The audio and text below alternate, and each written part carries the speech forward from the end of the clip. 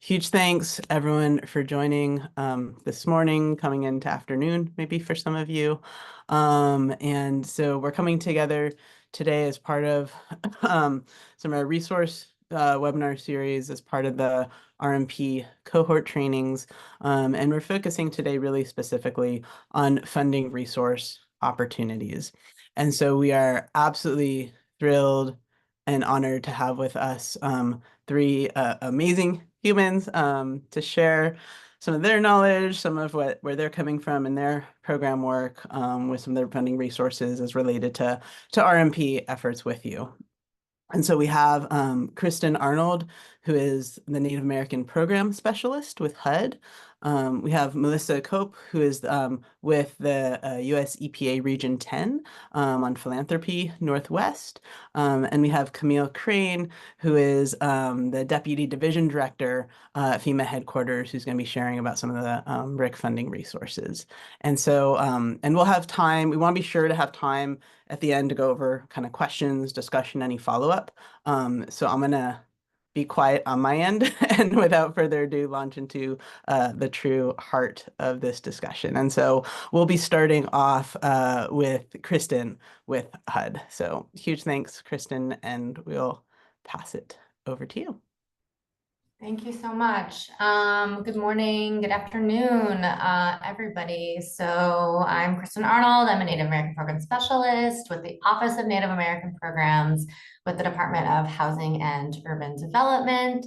And today I'm going to share information on ONAP's programs and answer any questions you have about accessing them. So first, our office administers 6 programs. But I'm only going to talk about 2 of them because I think that they seem most relevant to this group. And if you want to learn about all of our programs, I can put into the chat the link to ONAP's website and you can learn more about the other programs. But before I get into the 2 programs, I just want to talk a little bit about how our office is structured because that is a very important piece of how funding is accessed. Because we are spread out across the country to best serve tribes locally. And in order to learn more about these programs, it's going to be very important that you contact an ONAP regional office. So ONAP has a headquarters in DC, but many of our staff are also located in the 6 area offices. So can I share my screen? Is that available to me? Yes, okay. You can. I just want to pull it up because it's just going to be, it's like visually easier to see. And then I'll get into the funding resources. Okay, let me do this. Share screen options. No.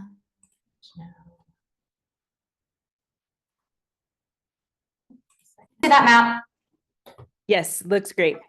All right, thank you so much. Okay, so we have these 6 regions and we have offices in DC and then Chicago. So that's covering this large portion right here. So all of the tribes and tribally designated housing entities on this side of the country. It's a very large region. They have a great staff out of Chicago. We have our Southern Plains region, which is out of Oklahoma City. They cover all the tribes in TDHE in these states down here. And then we have our Northern Plains out of Denver, Colorado, which covers the Northern Plains states. And then we have our Southwest, which is out of Phoenix with a very small office in Albuquerque. And we have an office in Anchorage, Alaska. And then the Seattle office that covers the Northwest. And then we have one person in Honolulu that does Hawaiian Native programs. So that's important. And I will send this link out. And so this is going to have all of the HUD contacts when you click on these links, and you can go, they each have their own page, they each have contact information, it talks about the programs. And then if you want to contact the tribes that are receiving the funding in those regions, you can click on here and it's going to give you a list. So we we roughly have about 600 direct recipients.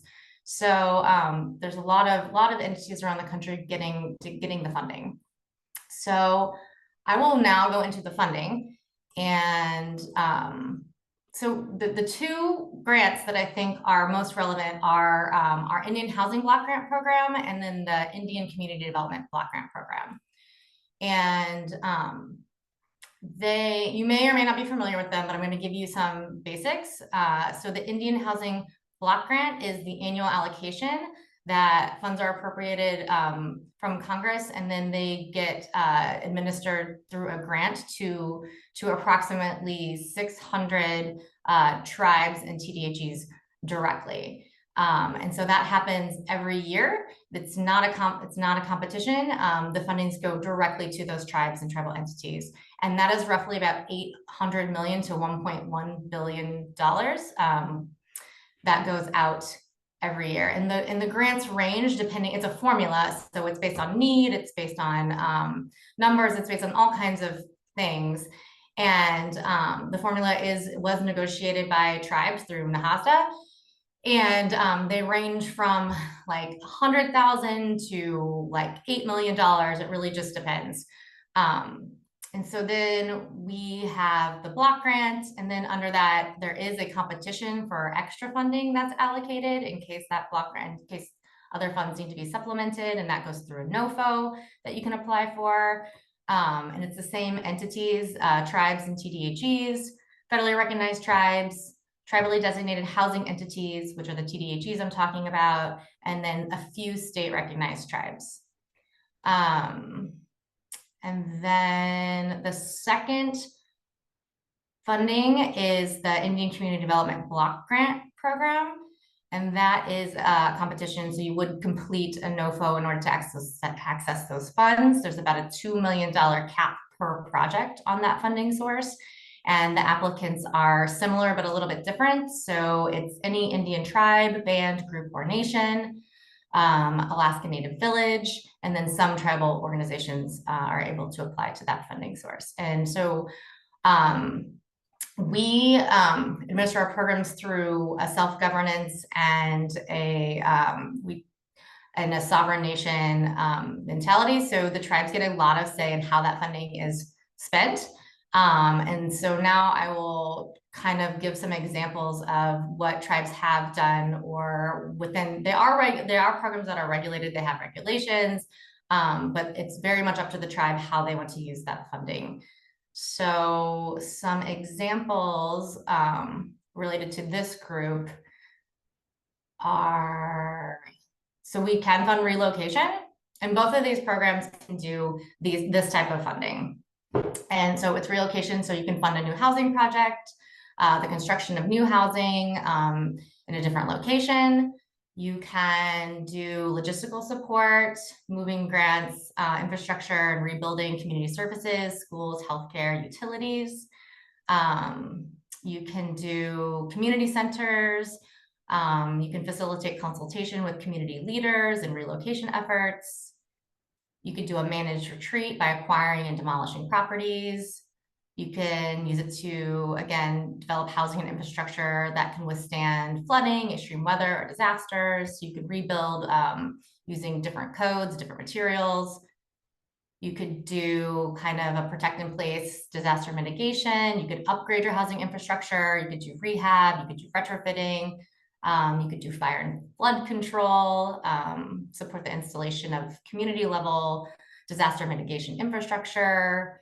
You could do flood barriers, improve drainage systems. You could do wildfire suppression systems. And then you could do things like upgrading shelters, cooling centers, warming centers, enhanced health and safety measures. So those are the types of activities. But all of those activities, the types of things you do within those categories, they're all decided at the tribe level. But it has to fall within certain categories. But those are the types of examples. It's a relatively flexible funding source, both the IHBG, which is the formula allocation, the IHBGC, the competitive piece of that, or the ICDBG, which is also a competitive piece. And each funding source, the tribe then would apply to those individually at the competitive. So that is all I have about our funding sources.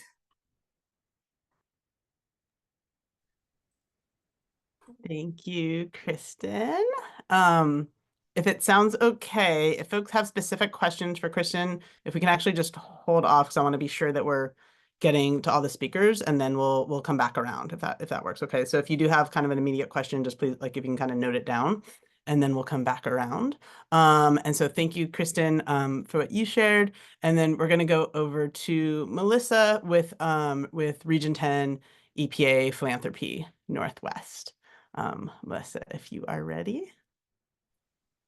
I am. Hello, everyone. Chokma, Hachin Chokmata, Chikasha Nompa Okano Saholcha Foet Hoshonti, Noholo Imanompa Okano Saholcha Foet, Melissa Koepp, Chikasha Saya, Chikasha Itanali. It's good to see all of you. My name is Melissa Koepp. I am the Program Officer for Tribes with Philanthropy Northwest for the EPA Thriving Communities Grant. I'm a citizen of the Chickasaw Nation, and I live in Rainier, Washington, on the traditional lands of the Squaliach, the Nisqually peoples. I'm really excited to speak with you all today about our Thriving Communities Grant. I'm going to drop the link to our website in the chat. Now we'll see if we can make the screen sharing work.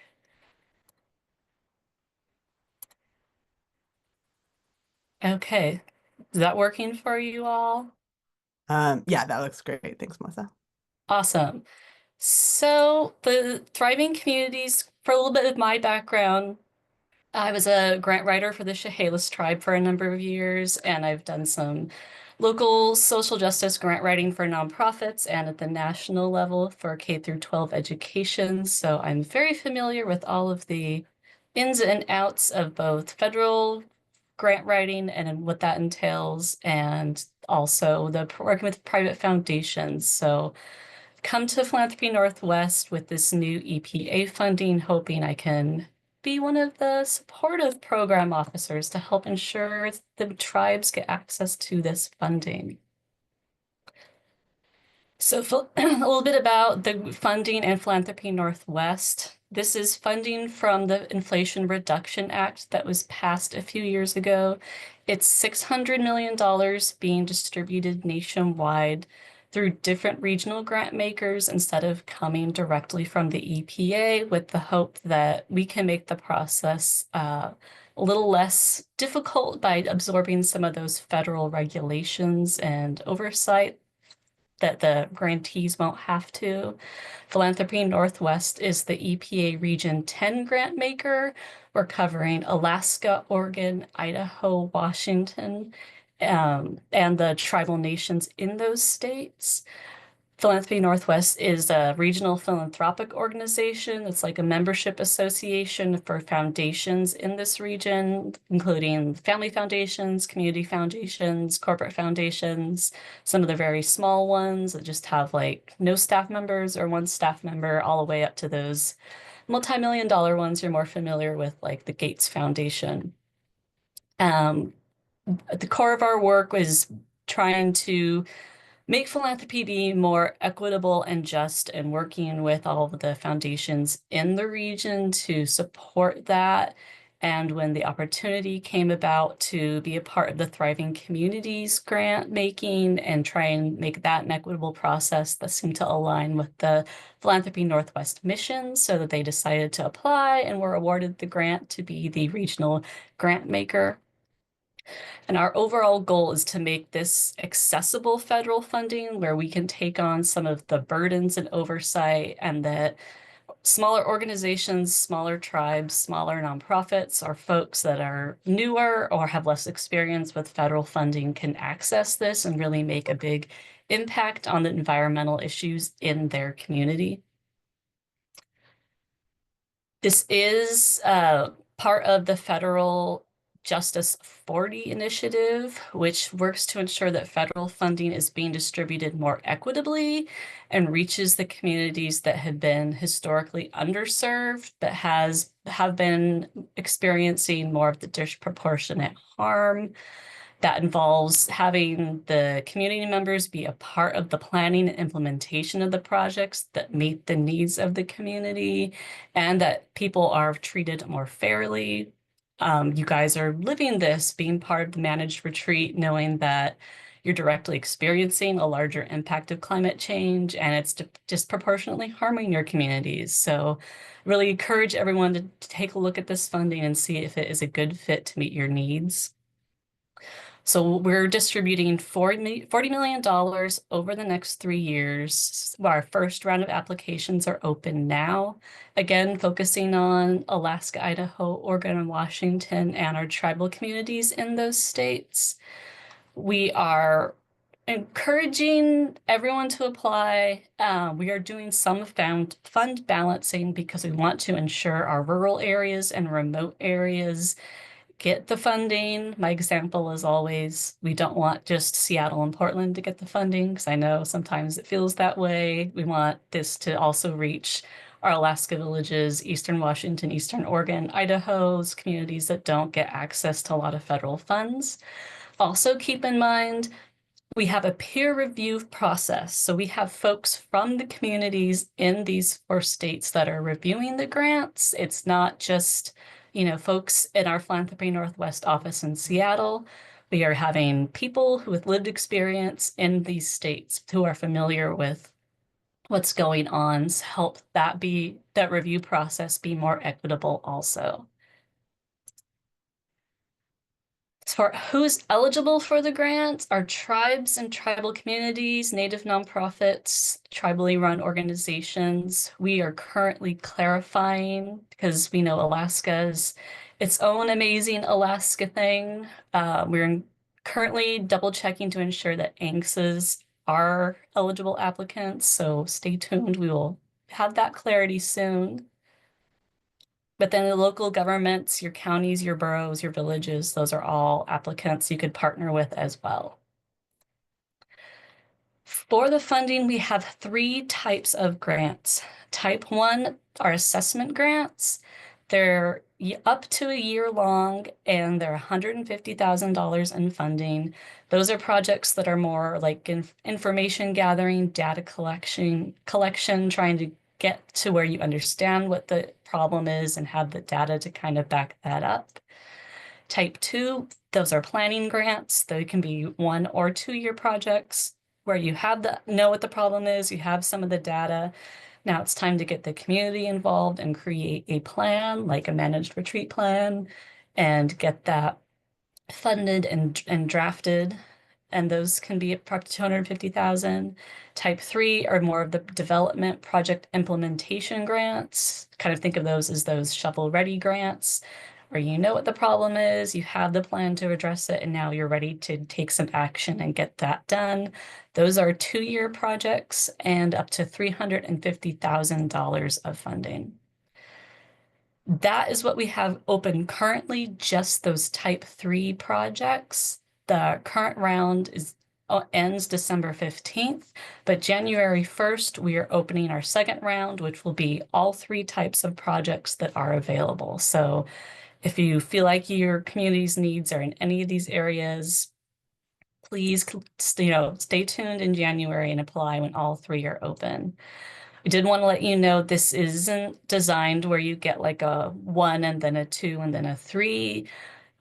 Since this funding was, part of the Inflation Reduction Act, we're kind of looking at it as one-time funding. So we're doing 1 award per applicant. So think of where your community is and what type of grant would best meet their need.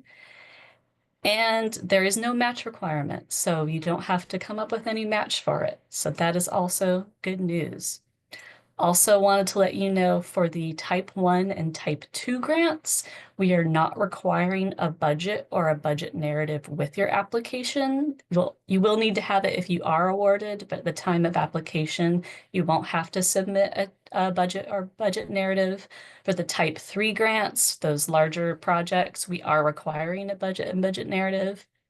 Another thing we're doing is we are not requiring tribal resolutions at the time of your application. If you're awarded, we will want to see that, but as having been the person who has to get those resolutions, especially during the holiday season, that can be difficult. So we wanted to kind of eliminate that barrier for you. Examples of projects, I have a lot listed here. This is not a definitive list. This is just kind of general eligibility. Unfortunately, since we only are in our first round of funding and this is new funding, I don't have any examples of what has been successfully funded. But, you know, any kind of data collection you're working on, if you're trying to get your official like planning document together, or if you've already done all of that and you have part of your managed retreat implementation projects that are ready to go, those are all going to be fundable projects. We do have to stick by our federal guidelines, so procurement guidelines are in place. And the Koepp guidelines for those super fun quality assurance plans are also going to be required. We have kind of smushed our timelines up because we want to make sure everyone has time to have the Koepp created and approved and still implement their project. So trying to get that funding out to y'all in the next year or two versus later down the road. Also, if you need funding to do a Koepp for your project, that would definitely be an eligible activity, and we would encourage you to submit an application to help do that. And then for the review process, staff like me and the other program officers will take a look at the applications, make sure the applicants are eligible and that all their required attachments are on there. And then it'll go to the peer review committee of 3 or 4 folks who will review and score a group of applications. And then once those have all been scored, it'll go back to the leadership at Philanthropy Northwest to rank all of the applications by their score. And then we'll do a little bit of fund balancing. Again, we want to ensure these funds get out throughout the region, not just, you know, located in the urban areas. So they might move a few folks around to ensure funding gets out to our rural and remote areas. Again, that's our website where you can get more of the information about the grant. They have access to the request for the applications and for our frequently asked questions. There's a newsletter you can sign up for. We should be having a new edition of that coming out before the Thanksgiving holiday break. You can also access the Flux portal, which is how you will submit the application. It's a easier to use online portal. It's more like doing a private foundation application and not the difficulties of navigating through grants.gov. And then if you want to schedule a meeting with myself or one of the other program officers, you could also do that on our website. And I'm also looking for peer reviewers, especially from our tribal communities and our rural areas. So if you would like to be a peer reviewer, because maybe you're not applying to this, I'd highly recommend going to the website to sign up and see if you could be a peer reviewer. This is our timeline for the grant. You can see we're currently in the first round, which is just the type 3 applications. Those are due December 15th, and we'll have people notified if they're awarded or not by March. Our second round and third round are all 3 types. And as you can see, the last one is just type 1 and type 2, more of the 1-year long projects. But we'll have everyone notified of their award by July 2025. So there's time for folks to do their projects and get those Koepps approved if they need it. Also, if you apply in one of the earlier rounds and are not selected, we are going to be able to give you some feedback and you can resubmit your application if you would like. We are kind of trying to get the awards distributed equally across the different types. So if you're not in a place to apply during this first round, don't worry, we're not giving out all the type 3 awards in the first round.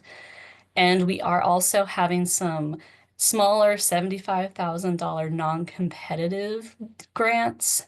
Though we'll have more information on how to access those later in 2025.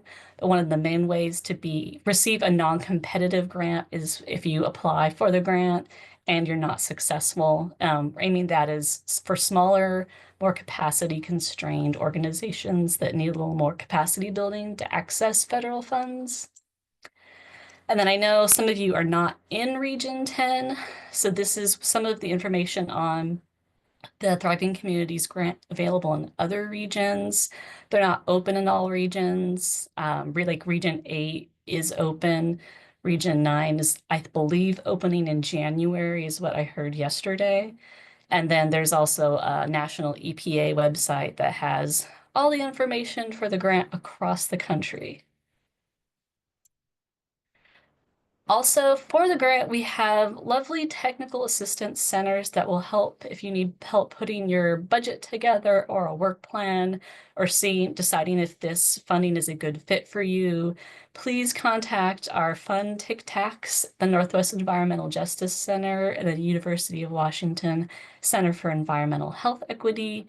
They can also help if you need support with figuring out if you need a Koepp or some of those other fun technical things. And here is our contact information for myself and Jackie and Jason, the other two program officers. You can call us, you can email us. Again, you can go on the website and schedule a one-on-one meeting with us. We are very much excited to meet with everyone, to answer any questions you may have. And if you want to discuss your project to see if it's eligible, we'd love to do that also.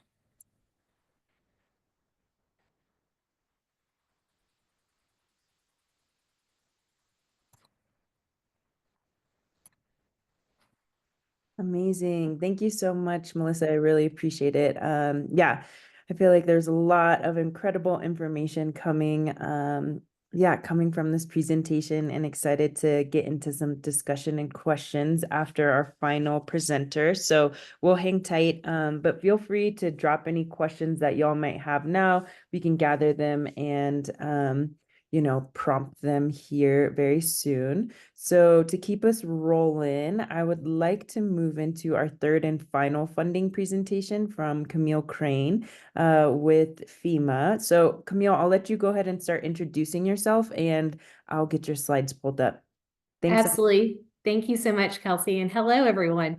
So as Kelsey said, my name is Camille Crain. I am currently on a detail serving as the Deputy Division Director for Hazard Mitigation Assistance at FEMA headquarters, which is a collection of different programs that fund hazard mitigation projects that offer climate resilience and climate adaptation. When I'm not on a detail, I am the National Program Manager for the Building Resilient Infrastructure in Communities, or BRIC program.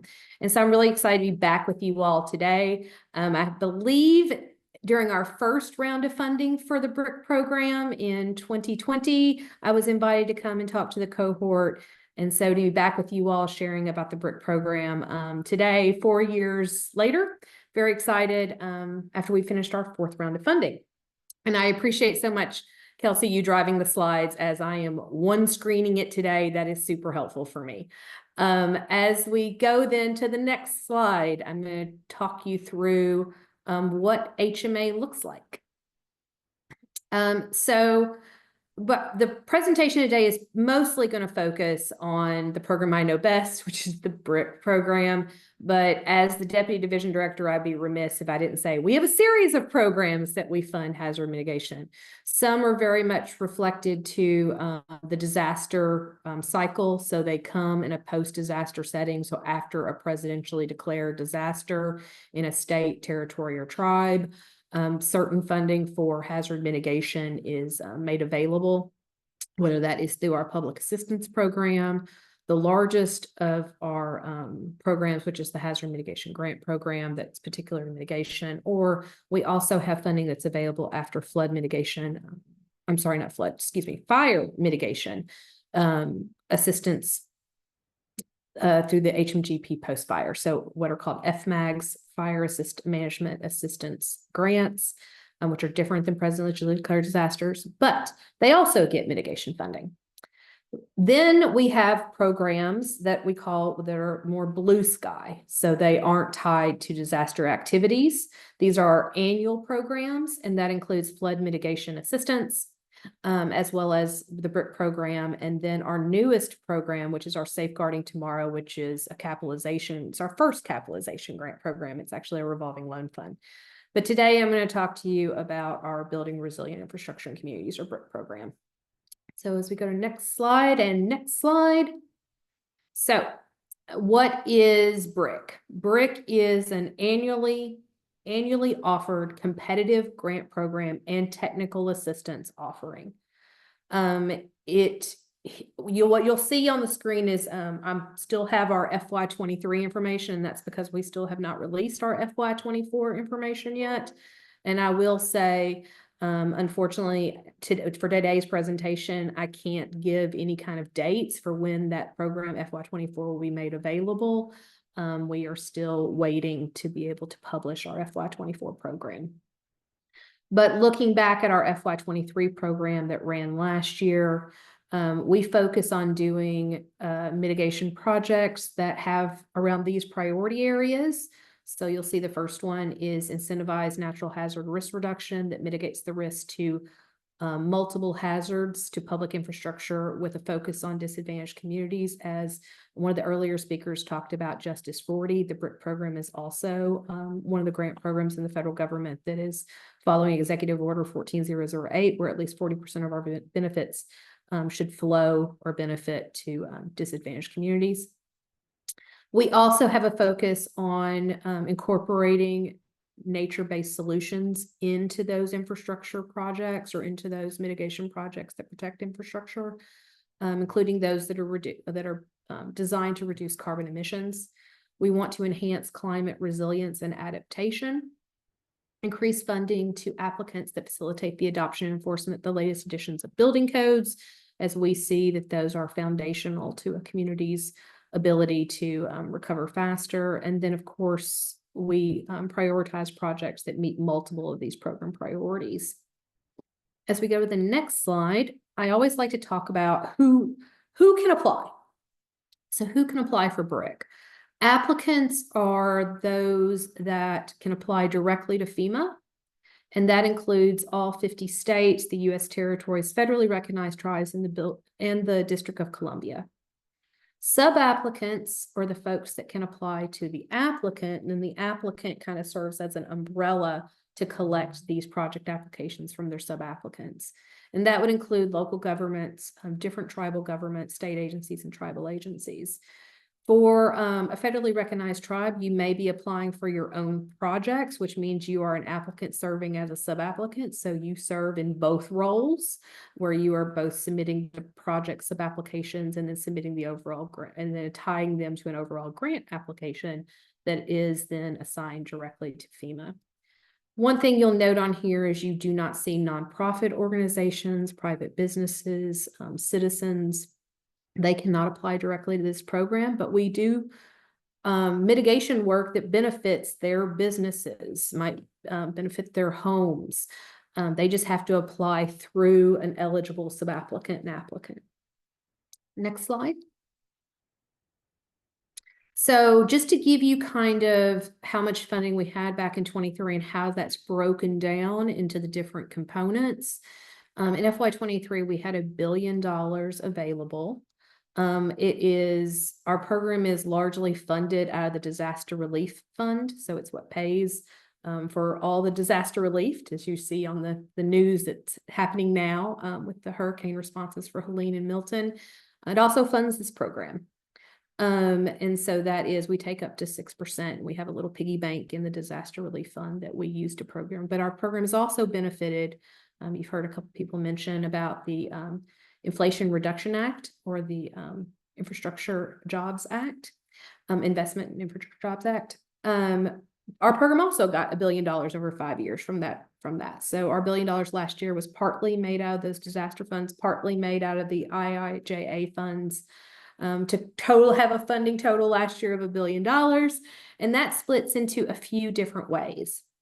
So the top line under there about uses of assistance is how the funding breaks down across the different categories. So by law, we offer a state and territory allocation. That was $2 million for each state and territory to kind of use at their discretion as long as it's an eligible work. Because federally recognized tribes are an eligible applicant but do not have access to the state and territory allocation as an applicant, we set aside $50 million for a tribal set aside. So it's a dedicated $50 million that is for federally recognized tribes. We then also did, as we have a focus on implementation, adoption, and enforcement of building codes, last year we added a building code plus up. So it was another $2 million for every state and territory to spend on building code work in their state or territory.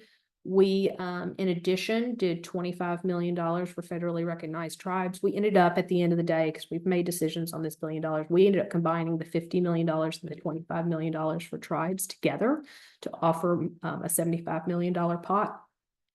And then the rest of it, we use whatever the balance of our funding is. So last year that was $701 million. We used for a national competition for mitigation projects, which is typically our infrastructure mitigation. So you'll see under each of those categories what can be applied in each of these. Management cost is supported throughout. I'm going to talk a little bit about what capacity and capability building projects are. They're not in our national competition. They're just in our allocation and tribal set aside. Mitigation projects are mostly, or everything that's in the national competition. Plus you can put those in the set aside and the allocation, and then the building code projects. Of course, we're all in, the only thing in the building code plus up, but they were also eligible in the allocation and the set aside. I think as I go to the next slide, so what do I mean when I talk about capacity and capability building projects that are eligible under the state and territory allocation and the tribal set aside? That includes building code work, partnerships.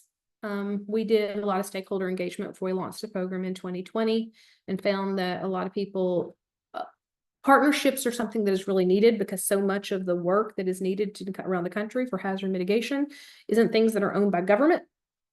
And so the ability to form partnerships and form alliances at kind of a grassroots level is really important to figure out how to mitigate or how to build resilience in community.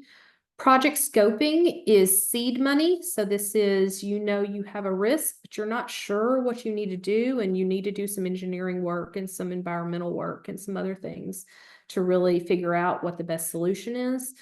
You can apply for project scoping to get that seed money to build a project or to build out a project plan or get all the requirements together to put in for a project down the road. And then mitigation planning. So mitigation plans are required as a means to get funding for hazard mitigation grants. So that is either for the creation of a plan, the update of a plan, as they need to be updated every 5 years, the incorporation of a plan into other planning mechanisms, or whatever it might be. And Kelsey, at least I lost the slides. I don't know if others lost the slides or not. Yes, 1 second. It's on my end.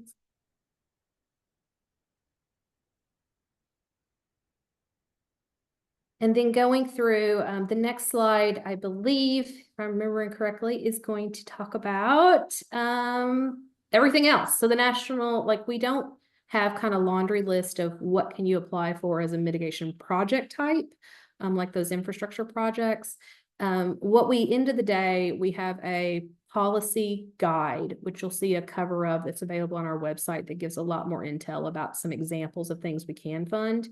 But we want to always encourage innovation in what is community knows best they need to mitigate their risk to one of the natural hazards.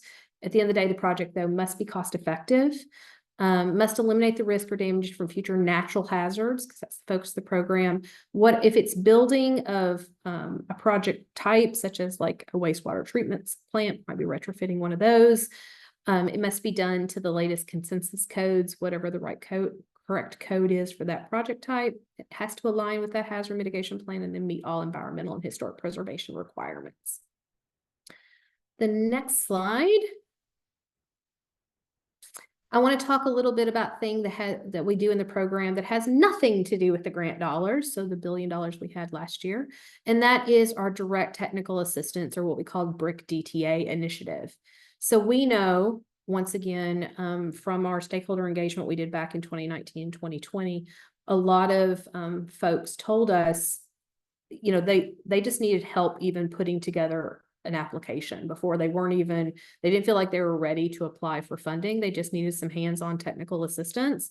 And we had the ability in our authority to both offer financial and technical assistance. So we decided to breathe life in that. So we take a portion of the funding we have and we built this initiative that doesn't come in the form of any grant funds to tribal nations or communities or territories, but it comes with actual people support. So it is FEMA staff and our contractors in communities with tribal nations around the country, offering technical assistance to help build towards figuring out what they need to help mitigate the risk to natural hazards. We started this in the first year as something very small. We had 8 communities and tribal nations we selected in 2020. That grew to 20 communities and tribal nations in 2021, 46 community and tribal nations in 2022, 94 community and tribal nations in 2023. So we are in community with about 170 something communities and tribal nations around the country. We offer a 3-year, so it's a very protracted offering of technical assistance. So we can do up to 36 months of technical assistance in a variety of different ways. And I think the next slide gives a little bit more of a flavor of what we can do in BRIC TTA. And it's with the goal of leading towards potentially putting a BRIC application in for like an infrastructure or some other type of project. But it's everything from holistic planning support, project scoping, other type of community engagement activities, helping figure out financial resources, all kinds of different ways. And that can really evolve over a 36-month time period as well. The next slide, if I remember correctly, is just some examples of different tribal sub-applications that have been selected back in 2022. So you'll see everything here from a project scoping sub-application that was selected to different types of infrastructure projects, from safe rooms for tornado activity to drainage improvements. But there's really a great variety of things that we can fund in the BRIC program. And I think the last slide is just our website. So all things BRIC can be found at fema.gov/BRIC, as well as in that same area, you'll find information on our other programs. And with that, I'll turn it back over, I think, to Kelsey for the next part. Amazing. Thank you so much, Camille. Really appreciate that. I am going to make all of our speakers here spotlighted for y'all. So yeah, at this point, I'd really love to open it up to our cohort members and, move into questions and discussion. Yeah, what would you like to hear more from these fabulous speakers today? I have a question. Do I Yeah, just go speak? ahead. Go ahead. Melissa Rosas, I'm representing the Havasupai tribe in Arizona. I don't know if I heard specifically what the plan for funding is given the new administration. Like you gave us a plan, but for maybe how long is this until there may be some adjustments? I can go first. So we are, in the BRIC program, we are funded, dual funded through the IIJA, but we also, by law, are funded from the Disaster Relief Fund. So the IIJA or IRA funds do have a shelf life. They were 5-year appropriation of funding. So there is an end to that, and we would see, what comes next after that. But for us in BRIC, we also have by legislation and by law, which came after, so there was the Disaster Recovery Reform Act of 2018 that came after the very busy hurricane and wildfire season of 2017, actually changed the Stafford Act, which is kind of the founding, it's our main piece of legislation in FEMA. And our program is actually codified through that in Section 203. So an administration change on its own would not actually change our funding for the BRIC program as it relates to the Disaster Relief Fund. It would need a change in law. So it would actually need a regulatory change.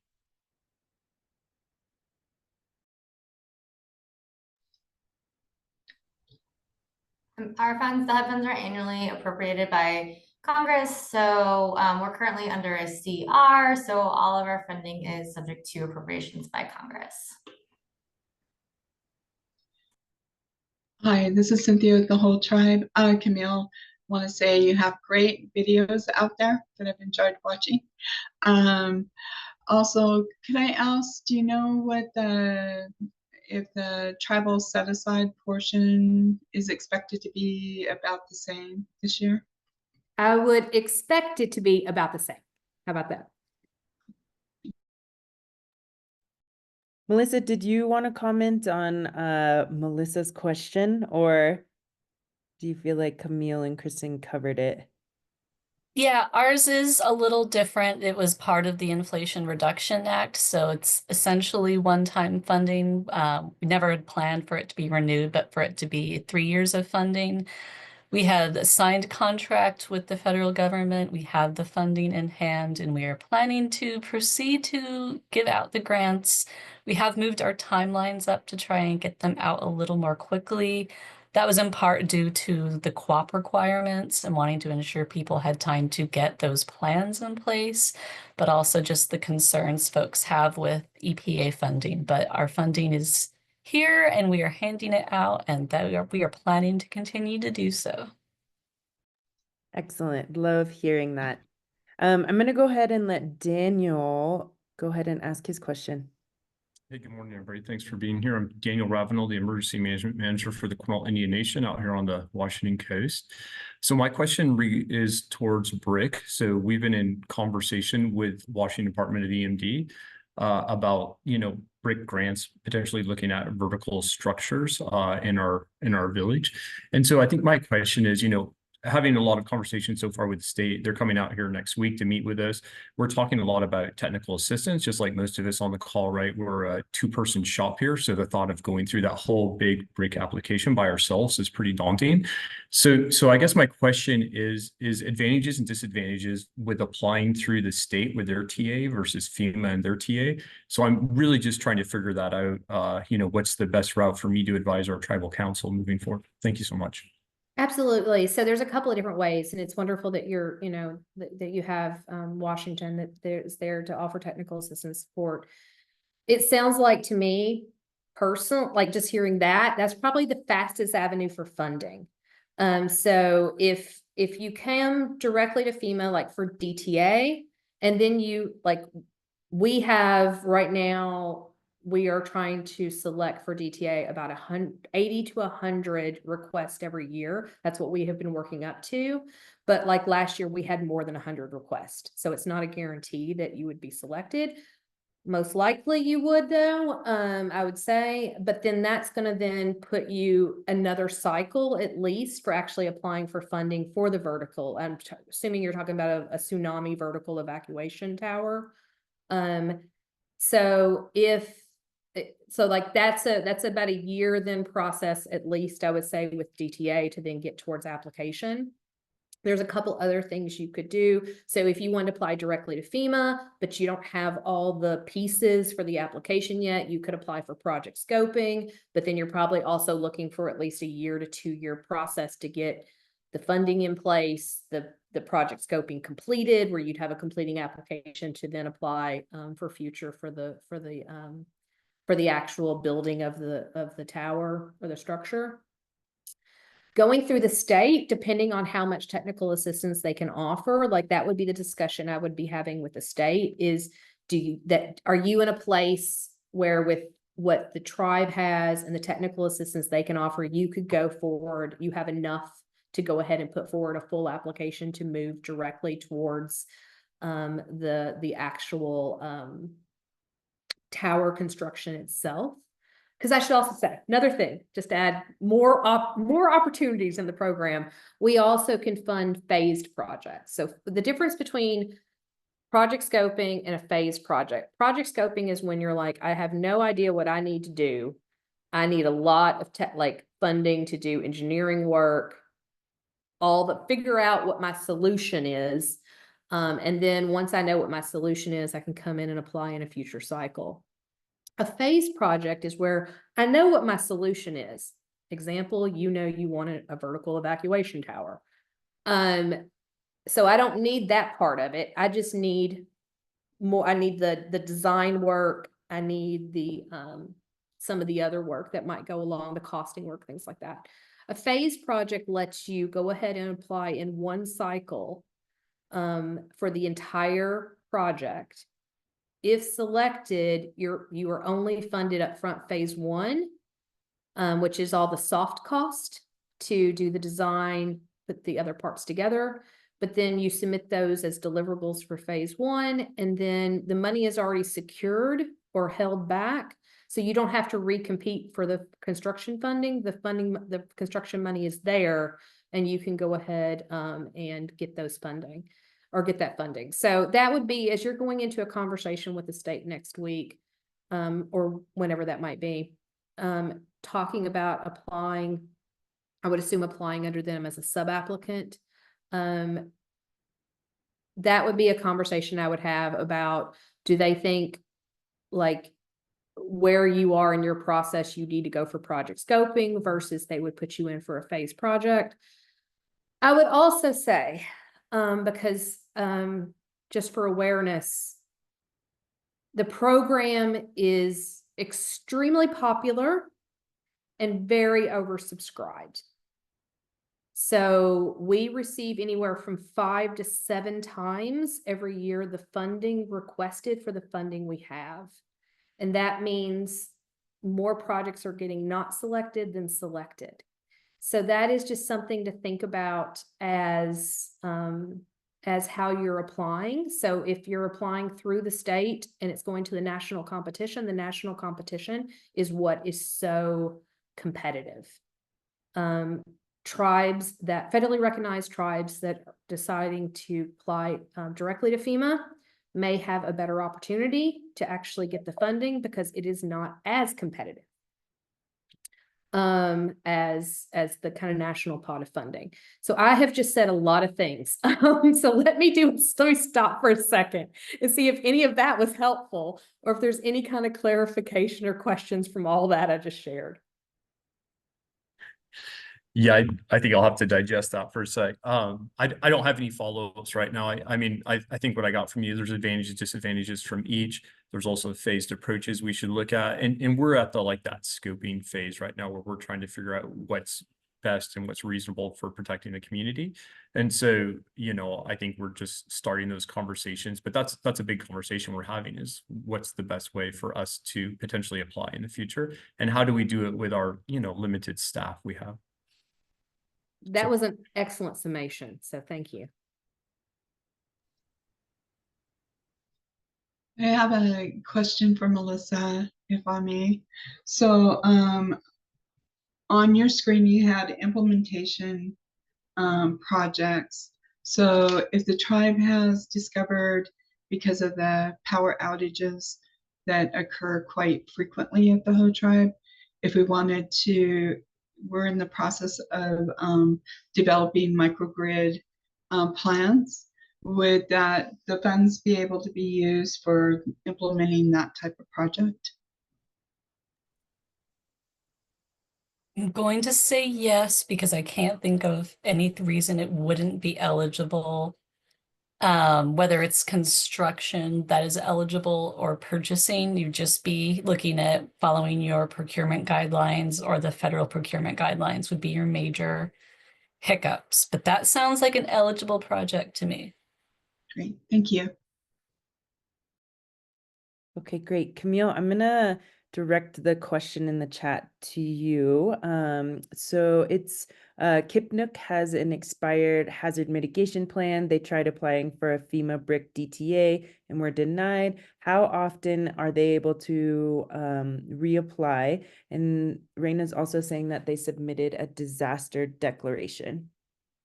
And so I was just in the middle of typing a response, but I'll go ahead and reply here as well. And then if there's any additional conversation. So our BRIC direct technical assistance offering is also on an annual cycle. It ties, or it's linked to our annual program offering. So the financial side of the house, we run both of those at the same time, basically through an application period, review, and response. So it's a once a year offering. And like I said, I apologize, I just don't have the date yet for FY24, as we are tied to the disaster relief fund. There's a lot of spending right now with the hurricanes, and so we're having to be responsible. So that once a year. Tying then if you just have a disaster declaration, That means if I could take off my BRIC hat and put on my hat for our other programs, if you got a disaster declaration, with your declaration, if you should look and see if you requested Hazard Mitigation Grant Program, HMGP. HMGP is a program that is tied to disaster declarations. It is another offering of hazard mitigation funding. And so that is figured at 15% of what other disaster costs come. It comes with dollars particularly to update or directed to mitigation planning. So that would be, I would heavily suggest that you look at the disaster declaration, see if it included hazard mitigation. If it didn't, if there's a way you can get that added.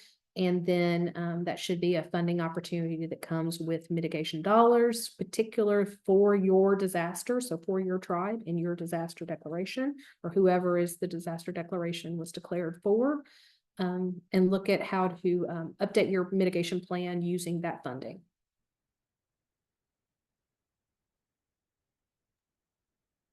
Great. Thank you, Camille. Any follow-up questions on that one?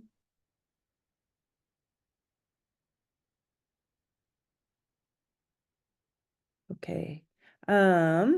Any other questions for these folks while we've got them online?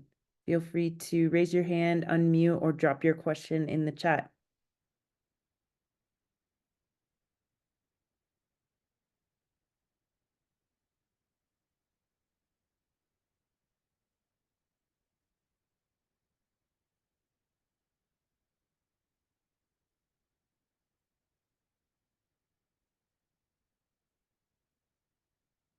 Okay, I'm not hearing anything from anybody. Oh, follow-up. Can a threshold be waived if the tribe has a tight budget?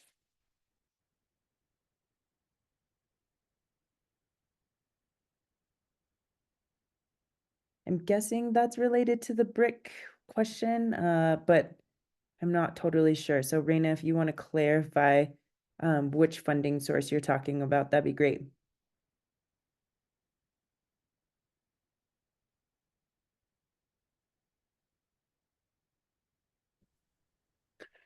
There's a threshold, I think, for tribes when they submit a disaster declaration, like a percentage. Can that be waived if the tribe is having a tight budget, or what? So thank you for the question. I'll be honest, that's not really my specialty, is the disaster declaration process. You're right, there is requirement. There's thresholds that must be met, and those are determined kind of in advance that basically triggers the presidential action. So the way disaster declarations happen is everything is kind of managed at local levels first, and then when certain damages, so it's not so much about the budget, it's about the amount of damages are triggered, then it kind of activates the ability for a disaster declaration to be approved if requested, and then that brings in the federal resources. But we can, if there's questions about the disaster declaration process, I'd be happy to put you in touch with our folks at FEMA that kind of manage that piece if we want to follow up after.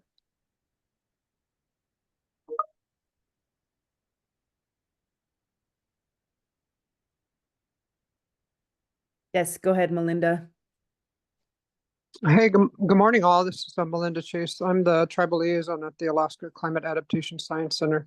We have several of us on here today, and of course, we work with ITEP to support our tribes in the RMP training. One of the questions I have, and I was trying to track the, the whole EJ effort at the federal government, and of course, that came down to individual agencies and got sort of overwhelming. And there was a point in like defining, what areas across the nation were, EJ areas, environmental justice areas. And for a while, some areas in Alaska were that clearly should have had EJ designation weren't, but I think they're in there now. Southwest Alaska is one of them. But I'm just really curious in terms of like what, and I haven't read the RFP for, Melissa, for the project that EPA is rolling out, the Thriving Communities. But what's the best way to demonstrate both that you're in that category of EJ, and then is there something that has to be cited, and then locally when people are writing that up, in terms of just given your background with grant writing, I heard if you could answer both of those questions for our tribes, I think it'd be helpful. Yes, that is an excellent question. So EPA has asked us to use their EJ screen tool. So that is part of the application. That has some of, it ties socioeconomic data in with EPA's environmental data to come up with the disadvantaged communities. And they have shared they know their data is not complete, and we have looked up communities that we also agree that data is not always complete or accurate. So we ask people to find their community and share what it says in the EJ screening tool. Same with your FAR tool, your remote and rural location. If you agree or disagree with the findings, there's then room in the application narrative to say that and why. Sometimes what you're addressing isn't something that is being measured by the tools of the EJ screen, so you can address that. You can say we're actually a rural community, even if it says we're not, and address that. And any data you have that shows the need of your community, demonstrating that it's underserved, there is room to put that in there. So we are trying to do a balance of using what the EPA is using for environmental justice and defining those disadvantaged communities, and then knowing that it's not always accurate and doesn't also cover all the potential topics. We are also very, very aware of Alaska having a different set of circumstances than the lower 48 on a lot of things. So we are definitely trying to keep that in mind and work with our peer reviewers from the lower 48 to ensure that they are aware of how things are different in Alaska, and that's taken into consideration when reviewing the applications. Okay, can you put that tool in the link, just so folks have that, all the tribes have that possible? That'd be great. Yep, I'll pull it up and put it in the chat. Okay.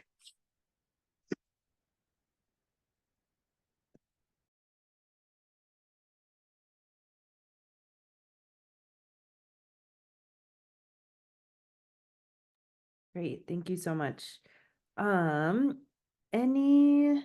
Any other questions from our cohort here?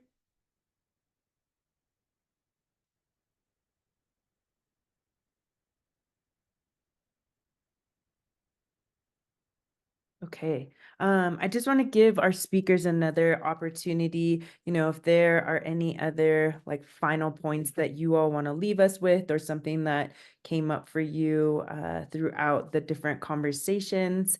Yeah, maybe we can start with Kristen, since you kicked us off. Any final thoughts you'd like to leave us with? I really appreciate the speakers. I learned a lot. I know that so we get a lot of questions about braiding funding and match and things like that. And I think that the HUD Block Grant Assistance Resources can be braided relatively easily, although there are regulations, but it does take the entities that receive the funding, the tribes and TDHEs,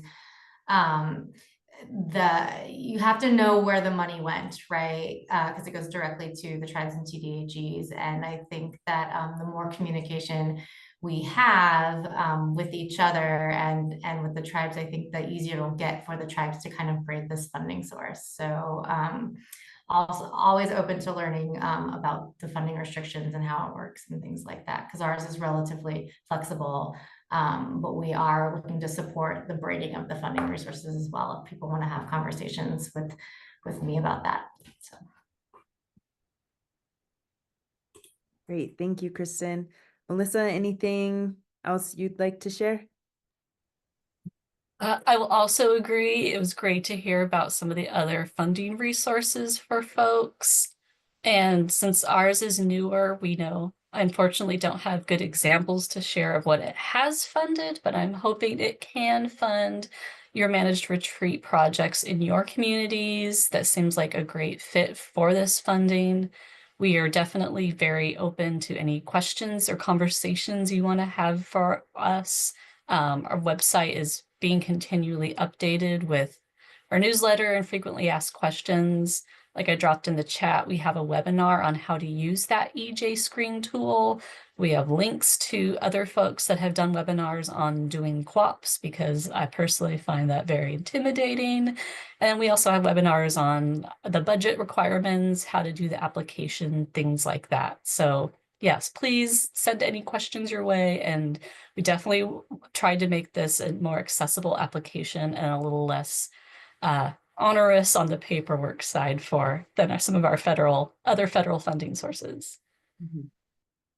Great, thank you, Melissa. And I think if all of our speakers are okay with it, we can share their contact info, their email addresses in our follow-up email, but you're welcome to put them in the chat too. But both places are going to be great. And last but not least, Camille, any final thoughts for us here?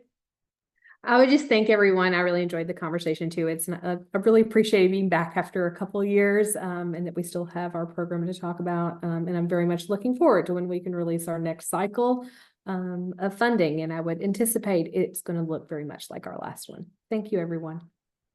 Great, thank you. That's really reassuring.